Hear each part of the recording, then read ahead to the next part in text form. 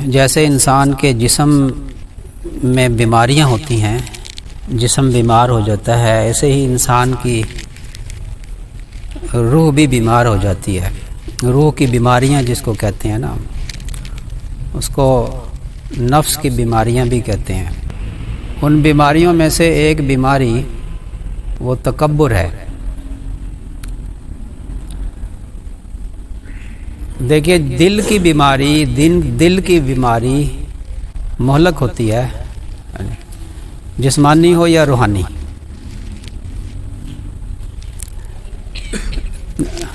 دل کی تکلیف ہو جائے نا تو انسان بڑا پریشان ہوتا ہے، چاہے وہ دل کی طرف گیس چڑھ رہی ہو اور تکلیف دل کی محسوس ہو رہی ہے، حالانکہ وہ گیس کی تکلیف ہوتی ہے، لیکن انسان گھبرا جاتا ہے۔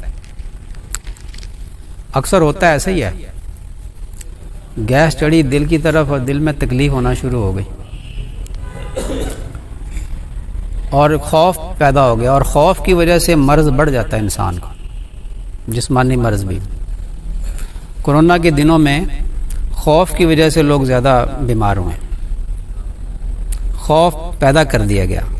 تربیت تو ہے نہیں نا، تو ڈاکٹر ڈرا دیتے ہیں، انتظام کرو جلدی سے 4 لاکھ روپے کا، آپ کے پاس صرف 3 گھنٹے ہیں، جو زبان سے نکل جائے 2 گھنٹے کہہ دیتا، کون سا ہم نے اس کی زبان کو پکڑا ہوا تھا، 1 گھنٹہ کہہ دیتا، جلدی جلدی انتظام کرو، تمہارے پاس صرف 3 گھنٹے ہیں۔ ڈر جاتا مریض۔ حالانکہ بیمار کی عیادت کرنے کا جو سنت طریقہ ہے نا، اس میں مریض کو تسلی دینا ہے، اور اس کو یہاں تک کہنا ہے کہ کوئی فکر کی بات نہیں ہے، ٹھیک ہو جاؤ گے۔ چاہے وہ مرض جو ہے وہ اس کو پتہ ہو، استعمار داری کرنے والے کو پتہ ہو کہ ایسا خطرناک مرض ہے کہ یہ مر سکتا ہے اس میں، لیکن اس کو پھر بھی تسلی دیتا ہے کہ نہیں کوئی مسئلہ نہیں ہے، ٹھیک ہو جاؤ گے۔ یہ ثابت ہے سنت سے۔ اس کو کیا پتہ ٹھیک ہو جائے گا کہ نہیں ٹھیک ہو جائے گا، یہ تو اللہ کو پتہ ہے، لیکن اس کو تسلی کے لیے اس کو اگر 1-2 بول دیتا ہے نا، تو اس کا آدھا مرض تو وہیں ختم ہو جاتا ہے۔ اسلام تو ہمیں یہ اخلاق سکھاتا ہے، اور یہاں ذرا سی تکلیف ہوئی ECG کراؤ، مسئلہ ہے کوئی سٹنٹ ڈلواؤ۔ سٹنٹ بھی تو بیچنے نا انہوں نے۔ بہرحال دل کی بیماری مہلک ہوتی ہے، اس میں تو کوئی شک نہیں ہے، لیکن مہلک اس وقت ہوتی ہے جب انسان زیادہ پریشان ہو جائے۔ مرنا تو ہے نا ایک دن۔ وہ ہمارے محلے کے مفتی صاحب جو نا، ان کو تکلیف ہوئی دل کی، ہاسپٹل چلے گئے تو وہ نرس کہنے لگی کہ جی ہے آپ کے پاس صرف 3 گھنٹے ہیں، 4 لاکھ کا بندوبست کریں۔ اس نے کہا بی بی تو حوصلہ کر، جو رات قبر میں آنی ہے نا تو کوئی نہیں روک سکتا اسے۔ اس وقت تک وہ نارمل ہو گئے تھے، ٹھیک ہو گئے تھے۔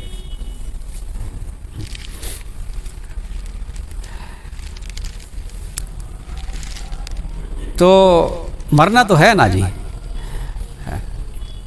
لیکن دل کی بیماری اگر اپنے انتہا کو پہنچ جائے تو کیا ہوگا؟ مر جائے گا نا انسان۔ لیکن اگر دل کی روحانی بیماری میں مبتلا ہو کر مرا نا، تو اس کے نتیجے میں جہنم میں جائے گا۔ تو دل کا مرض مہلک ہوتا ہے، جسمانی ہو یا روحانی۔ جسمانی ہو تو زیادہ سے زیادہ مر جائے گا، اگر روحانی ہوگی تو پھر جہنم میں جائے گا۔ اور دل کی بیماریوں میں جس کو بزرگوں نے ام الامراض کہا، وہ ہے تکبر۔ اور یہ جو تکبر ہے نا، ام الامراض اس لیے کہا کہ یہ اس کی وجہ سے اور دوسری بیماریاں، روحانی بیماریاں ساتھ نتھی ہوتی چلی جاتی ہیں۔ حسد بھی اسی سے نکلتا ہے، عجب بھی پھر اسی سے نکلتا ہے، کینہ، بغض، یہ چیزیں تکبر کے ساتھ جڑی ہوئی ہیں۔ تو اس لیے حضرت شیخ الحدیث رحمۃ اللہ علیہ نے ایک رسالہ لکھا ہے، اس کا نام بھی ام الامراض لکھا ہے، رکھا ہے، تکبر، جس کے بارے میں فرمایا کہ کبریائی میری ازار ہے، میری چادر ہے، تو جو اس کو کھینچے گا میں اس کو ہلاک کر دوں گا۔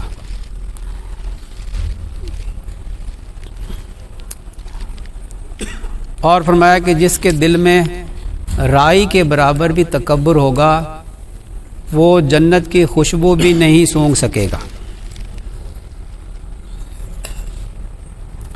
یہ تکبر اتنی، اور قیامت کے دن جب جہنم لائی جائے گی نا، کنارے لائی جائے گی، میدان حشر کے کنارے پہ لا کر جہنم کو روک دیا جائے گا۔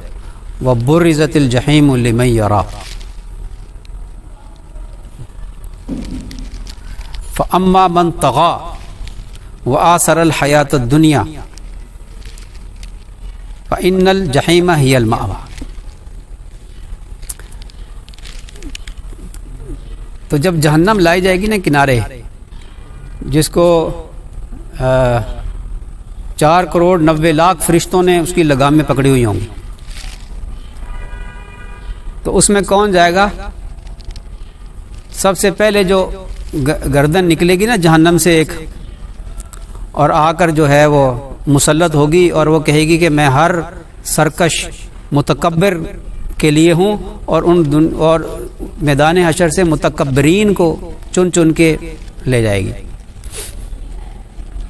اور یہ آیت جو ہے نا، اما من طغا، جس نے سرکشی کی، متکبر سب سے زیادہ سرکشی کرتا ہے دنیا میں، دنگا فساد، لڑائی جھگڑے، یہ متکبر آدمی زیادہ کرتا ہے۔ ایک تکبر کی ایک علامت یہ ہوتی ہے کہ انسان سے غصہ کنٹرول نہیں ہوتا، جلدی کنٹرول نہیں ہوتا، اور حسد بھی کنٹرول نہیں ہوتا۔ یہ نشانی ذہن میں رکھیں، حسد بھی کنٹرول متکبر سے نہیں ہوتا، اور غصہ بھی جلدی سے کنٹرول نہیں ہوتا۔ غصہ فطری چیز ہے، انسان کی فطری ہے، باپ دادا سے آتا ہے۔ تبلیغ کے لیے کتنا حلم چاہیے ہوتا ہے نا۔ حاجی عبدالوہاب صاحب رحمۃ اللہ علیہ تھپڑ بھی لگا دیتے تھے۔ جلالی تھے کہ نہیں بزرگ حاجی صاحب؟ ہر مولانا لیاس صاحب رحمۃ اللہ علیہ سنا ہے کان پکڑا دیتے تھے۔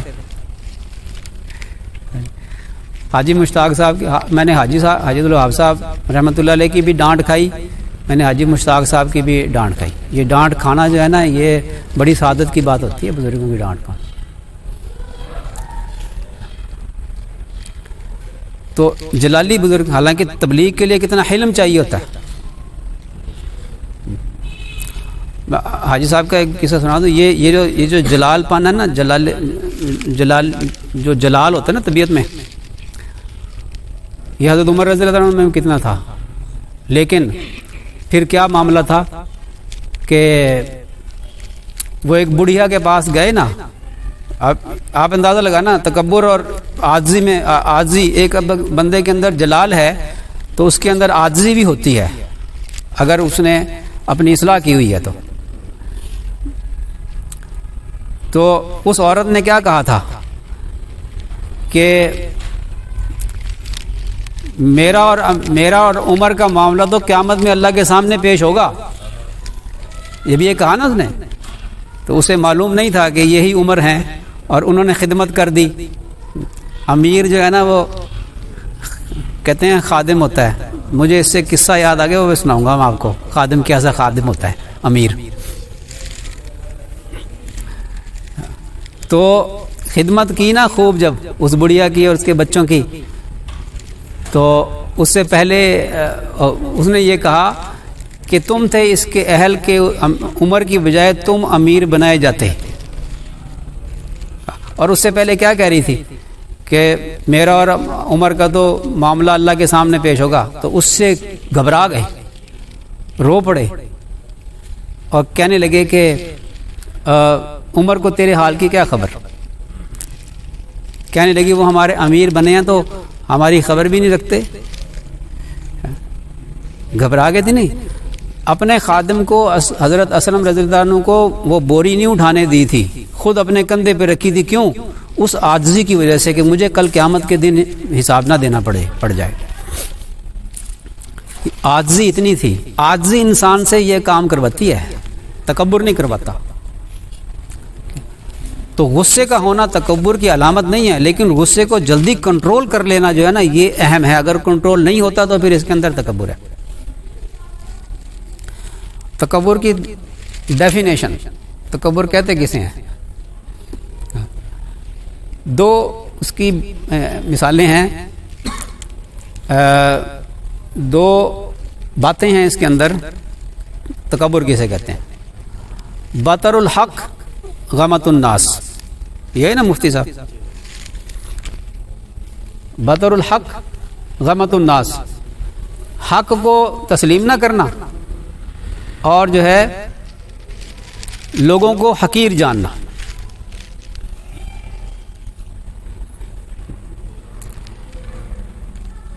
शैतान लईन क्यों हुआ था? तकब्बुर, फिर उसमें हसद आ गया।